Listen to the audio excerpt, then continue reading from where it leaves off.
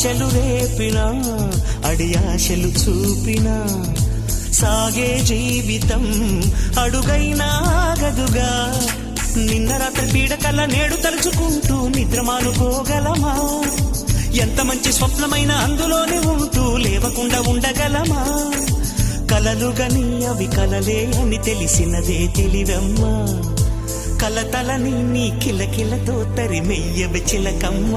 నవ్వే నీ కళ్ళలో లేదా జాబిలి, నవ్వే ముంగిళ్ళలో రోజు దీపావళి.